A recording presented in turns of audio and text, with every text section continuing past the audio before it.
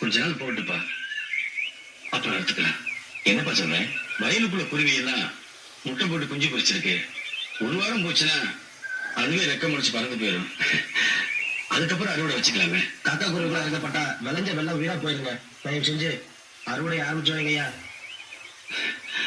ஐயா, ஏதோ ஒரு நம்பிக்கையில நம்ம வயல்ல அதோட இனத்தை விருத்தி பண்ண வந்திருக்கு.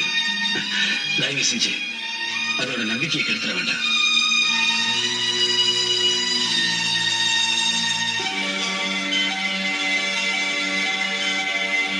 வெற்றி சொன்னா சரிதான்.